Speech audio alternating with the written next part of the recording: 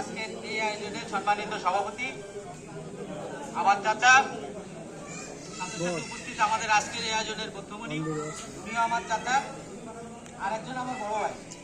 সবাইকে আমি আমার আন্তরিক শুভেচ্ছা এবং মোবারকবাদ জানাচ্ছি। সাথে সাথে আপনারা যারা উপস্থিত হয়েছেন তাদের সম্পর্কে একটি কথা বলতে চাই। বক্তব্য আমাদের মুরব্বীরা দিবেন, আমরা ওনাদের কাছ থেকে খুব গুরুত্বপূর্ণ এবং দিক নির্দেশনামূলক বক্তব্য শুনব। আমি আপনাদের ভাই হিসাবে, সন্তান হিসাবে খালি একটা কথা বলতে চাই। দেখেন, বিএনপি কিন্তু এখনো ক্ষমতায় আসে নাই, সামনে কিন্তু অনেক বড় যুদ্ধ। ইতোমধ্যেই আমাদের বন্ধু রাষ্ট্র তারা আমাদের যাদেরকে দিয়ে 15 বছরে আমাদের কি ঘটনাগুলো ঘটিয়েছে আপনারা অনেক ভালো জানেন। তাকে কিন্তু নূতন করে আশ্রয় দিচ্ছে। বাংলাদেশে কিন্তু নূতন ষড়যন্ত্র শুরু হচ্ছে। আমি আপনাদের কাছে একটা অনুরোধ করতে চাই, আপনারা ঐক্যবদ্ধ থাকেন। কোন প্রকার কারো কথাই আপনাদের ঐক্য যেন নষ্ট না হয়।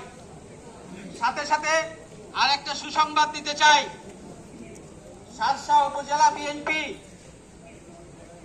আপনারা যতই দেখেন না কেন বিভিন্ন ভাগে ভাগে বিভক্ত, আসলে কিন্তু এটা বিভক্তি নয়, এটা একটা প্রতিদ্বন্দ্বিতা।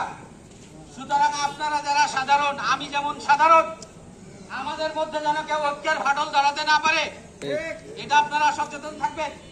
সাথে সাথে আরেকটা কথা না বললেই নয়, আমাদের অনেক ভাই এবং বন্ধুরা ইতোমধ্যেই যারা বিগত সময়ে আমাদেরকে নিষ্পেষিত করেছে, হত্যা করেছে, ষড়যন্ত্র করেছে, ওই বন্ধুদের সঙ্গে মিলিয়ে তারা কিন্তু এখন ফাঁস হওয়ার চেষ্টা করতেছে। আমি আপনাদেরকে বলি, আপনারা ধৈর্য ধরবেন, কাউকে কিছু বলবেন না। যুদ্ধ কিন্তু আমাদের সামনে। কি করবেন? বড়দের ছবি তুলিয়ে রাখবেন, কোনো গিবত করবেন না, কোনো সমালোচনা করবেন না, নিজেদের মধ্যে বিভেদ তৈরি করবেন না, খালি ছবিগুলো তুলে রাখবেন, আমাদের মুরব্বীদের কাছে দেবেন, ব্যবস্থা ওনারা নিবে। ভবিষ্যতে আল্লাহ সুবহানাহু ওয়া তাআলা আমাকে বাঁচায় রাখলে আপনাদের সামনে আরো অনেক কথা বলার সুযোগ ইনশাআল্লাহ হবে।